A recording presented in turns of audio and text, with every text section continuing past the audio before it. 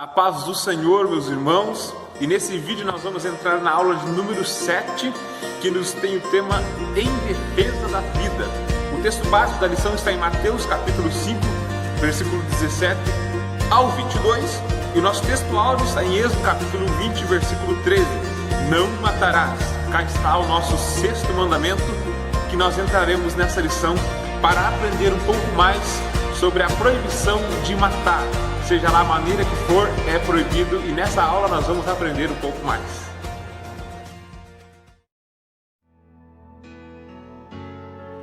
Queridos, essa lição está voltada para os mandamentos. O próprio tema já está dizendo o decálogo, a ética do Sinai.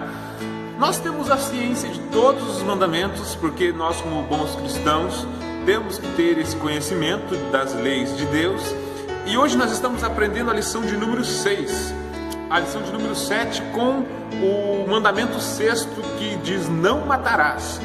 Então diz a nossa palavra introdutória, não matarás é o sexto mandamento absoluto da lei de Deus. Ninguém tem o direito de tirar a vida de um indivíduo de forma ilegítima.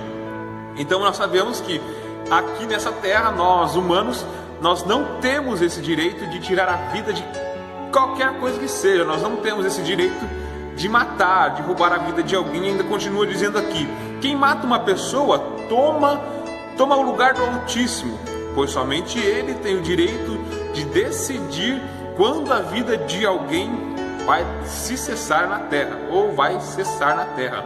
Então, nós, como criaturas, temos honra ao nosso Deus, e como nós temos honra a Ele, somente Ele tem esse direito de escolher o término de uma vida aqui na terra. Então, no nosso meio, nós sabemos que o sexto mandamento nos adverte que nós não temos esse direito de tirar a vida de ninguém. Essa semana nós vamos dar uma corrida na nossa lição, porque já estamos acabando o trimestre, nós ainda estamos na lição 6, vamos correr um pouquinho mais.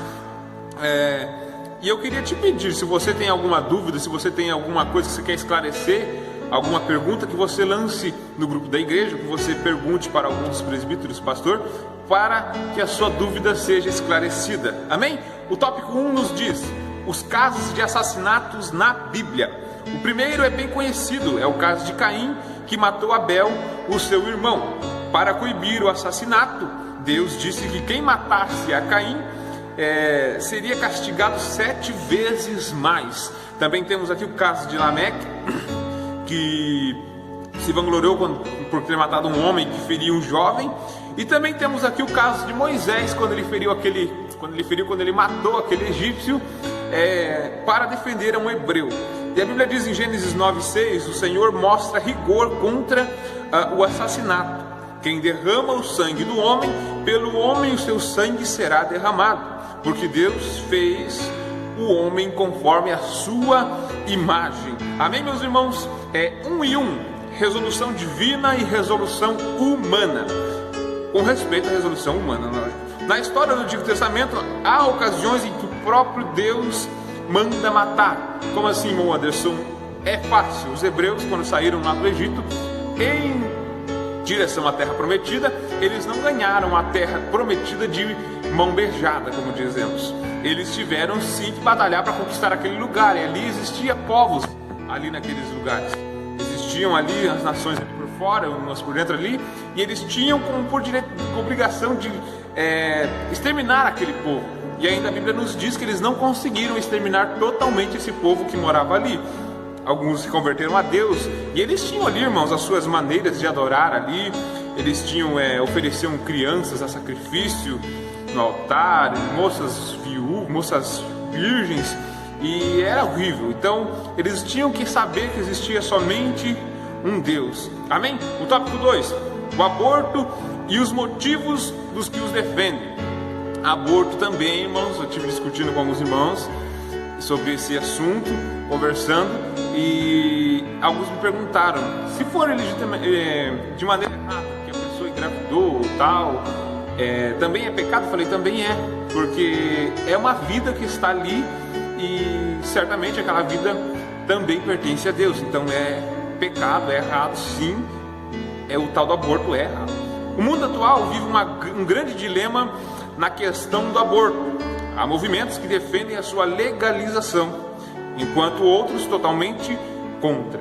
As justificativas daqueles que o defendem o aborto partem de uma lógica equivocada e perigosa. A questão é: como conciliar o aborto como sexto mandamento? O feto, ele de quanto tempo for, é um ser humano em desenvolvimento no útero da mãe. Como ser humano, não tem quem lute por ele para defendê-lo contra a morte, nem da própria mãe. Então, não interessa a maneira que esse feto foi colocado ali. O que importa é que ele pertence a Deus, é ser humano e tem direito à vida também. Ah, mas foi assim, assado que aconteceu, vítima de um estupro e tal. Mas infelizmente, irmãos, aconteceu. Não podia ter acontecido? Não podia. Mas quem somos nós para tirar a vida de alguém? Ainda bem que existe esse sexto mandamento que defende e que proíbe a morte. Então, a partir do momento que uma mãe responsável pratica esse ato, ela está pecando sim, porque está acabando com uma vida ou tirando uma vida que não pertence a ela. Por mais que seja ela a geradora dessa criança, ela não é dona da vida. Amém? 2 em 1, controle familiar. Algumas mães não desejam levar uma gravidez adiante porque um filho a mais atrapalharia os seus planos de controle familiar. Nesse caso, algumas contam com anuências do marido. 2 e 2, indicação médica. Há situações em que alguma das doações exigem que tome uma decisão entre salvar a vida da criança ou a da mãe. Isso gera um conflito difícil de ser resolvido. Há, no entanto, fatores que favorecem a escolha pela preservação da vida da mãe, principalmente quando ela tem outros filhos para cuidar. Como pessoa que confia no poder de Deus, talvez, passar aqui esse tópico, talvez ela teria um caminho diferente de tomar. Há um caminho sempre presente na vida dos servos de Deus, que é a oração que temos no Deus em que servimos e a confiança que nós temos no Deus que nós servimos. O aborto em uma clínica com auxílio médico é chamado de aborto de honra. No entanto, há casos de mulheres que se arrependem por terem abortado nessas condições, sofrendo posteriormente distúrbios psicológicos severos. Então, que abortar é errado. Se abortar, acontece isso aqui, ó. Tem mães que sofrem depois fica pensando na situação que ela causou, tal. Na verdade, podia não, tinha que vir ao mundo a criança, não veio, aí depois, como diz aqui, ó, nessas condições, aqui, ó. No entanto, há casos de mulheres que se arrependem de terem abortado nessas condições, sofrendo posteriormente distúrbios psicológicos severos. Então, aí é muita coisa errada, desde o estupro até o nascimento da criança. É difícil de lidar com uma situação dessa, é difícil de colocar na cabeça de uma mãe dessa que ela tem que gerar a criança porque foi vítima de uma coisa assustadora. Isso fica gravado sim, mas quem sabe essa criança não traga uma certa alegria a esse lá para essa pessoa, não é verdade? Indicação eugênica. Há crianças que por motivo genético podem nascer com algumas deformidades físicas. Nesse caso, muitos casais optam por não dar à luz, embora não seja algo tão simples quanto alguns pensam. A leitura que um crente em Jesus faz da vida é diferente. Um filho sempre será amado, ainda que porte alguma deformidade física ou mental. Então isso não importa, irmão. Isso aí não importa se a criancinha vir com alguma deformidade, com algum probleminha mental. Tem que amar e cuidar da mesma maneira. Porque se você optar por tirar a vida dessa criança, pobre criança, vai estar pecando. Então, por mais que seja uma criança com deformidade, uma criança com algum probleminha, é filho da mesma maneira, né? Veio ao mundo e você tem que amar, cuidar e criar essa criança, poupando a vida dela. Indicação social. Algumas mães pobres alegam não serem capazes de sustentar a criança. Todavia, por maior que seja a situação, há saída para esses casos. Os que essas mães não sabem é que, segundo dados médicos, a maioria das mães que optam pelo aborto, por não terem condição financeira de criar o filho no futuro, apresenta problema psicológico complicado. Então tem uma saída para isso tudo. Mas algumas mães não sabem, optam por o aborto e acabam aí depois tendo algumas complicações lá na frente. Amém? Então nós passamos aqui pelo tópico 2, vamos lá para o tópico 3, as guerras e as mortes produzidas por elas. Não há situação mais grave do que a guerra para se matar pessoas. Ela está presente na humanidade desde tempos remotos. O povo da velha aliança se envolveu inúmeras vezes em guerras. O Antigo Testamento está repleto delas, e é verdade. A morte está longe de ser um ideal, mas em algumas situações ela se torna um mal necessário.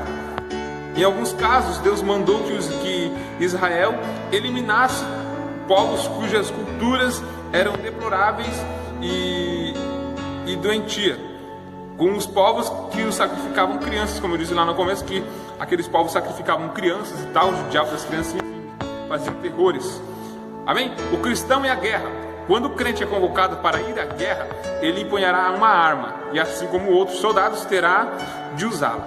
Paulo diz que o magistrado não traz a espada de balde, logo, estando sujeito ao governo, pois toda autoridade vem de Deus. O crente não tem como escapar dessa incumbência. Então aqui é uma forma que você sabe que a gente é obrigado.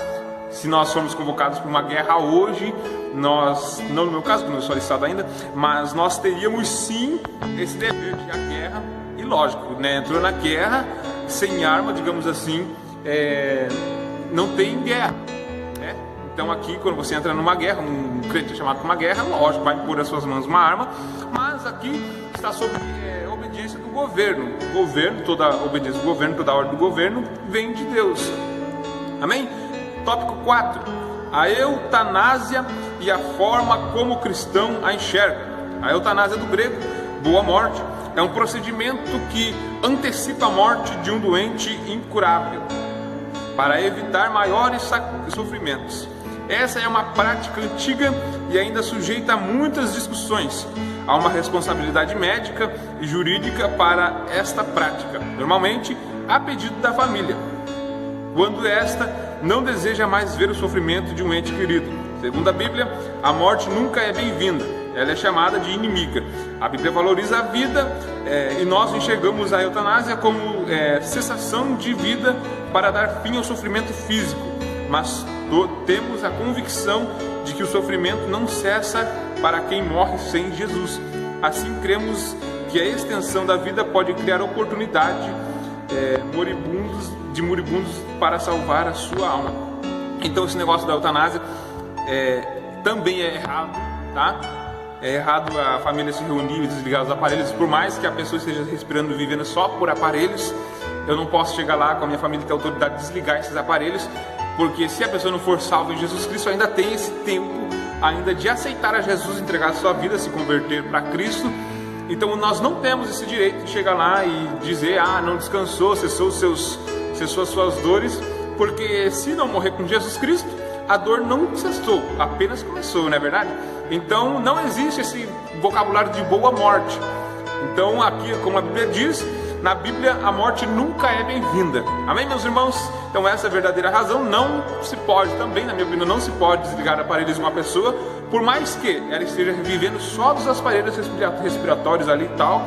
Esse direito é negado a todas as famílias. Eu acho que é totalmente errado eu chegar lá e acabar com a vida de uma pessoa porque ela já não se mexe mais, porque ela já não anda mais, só vive com 2 aparelhos só. Amém? A explicação de Jesus para o 6º mandamento.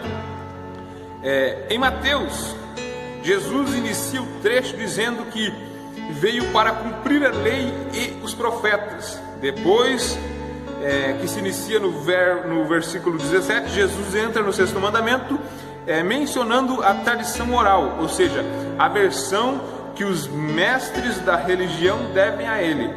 Este não foi o único mandamento que Jesus interpretou, corrigindo de modo como o mandamento regularmente era explicado. Do mesmo modo como Jesus aprofunda o 7º mandamento, não adulterarás, dizendo que não é necessária a consumação de um ato sexual para se configure em adultério, mas basta cobiçar. Assim também o Senhor amplia o entendimento do 6º mandamento, mostrando que há formas diretas e indiretas de atrair o pecado de matar. Amém? Então aqui é uma forma sim, aqui agora a gente vai ver alguns tópicos aqui até o final, que há algumas outras formas de matar, como em defesa da vida, Jesus amplia a compreensão de matar e de não matar. Os mestres da religião torciam a própria lei, que tanto se usufruíam na guarda. Há evidentemente uma ressalva na fala de Jesus. Qualquer que sem motivo, sem polarizar, o mestre admite a possibilidade de uma pessoa se encher de fúria contra alguém por ser provocada a isto. Nesse caso, a palavra de Deus também oferece um caminho.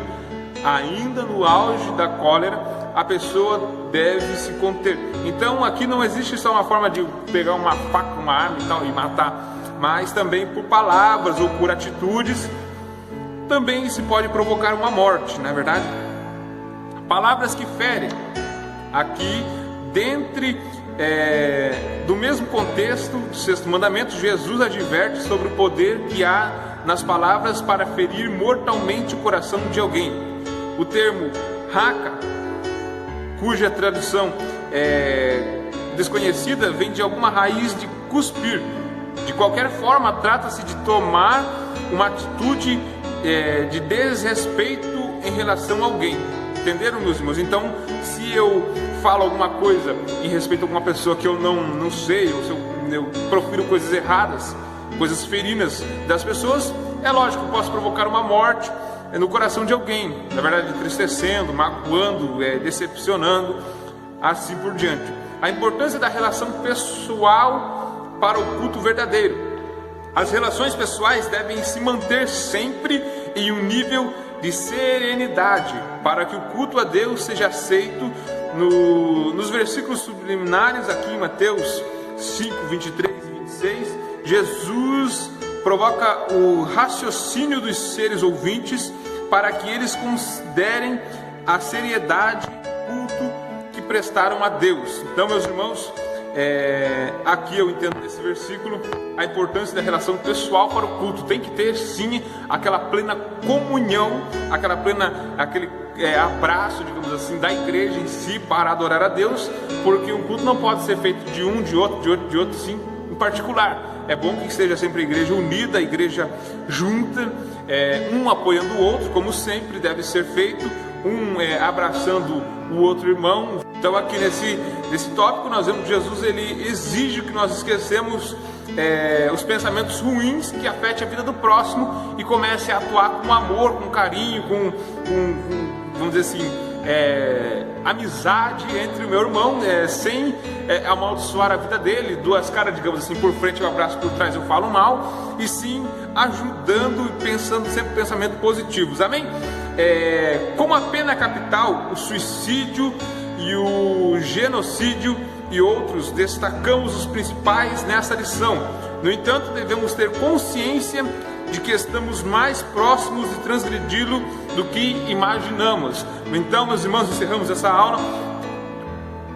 Nós sabemos que esse não matarás não é somente tirar a vida de alguém, e sim de toda a palavra proferida contra, que chegue ao coração, que fira o coração, porque palavras têm força para matar também, nós sabemos, como palavra também tem força para dar vida. A palavra de Deus está aí para nos vivificar, amém? Então viva em união, viva em comunhão com o seu irmão, abençoe a vida dele, digamos assim, em palavras boas, em palavras de conforto, e que Deus abençoe a tua vida. O nosso textual diz, não matarás, Êxodo capítulo 20, versículo 13, depois tem aqui o texto básico, se Vossa Senhoria quiser ler aí na sua casa, fique à vontade.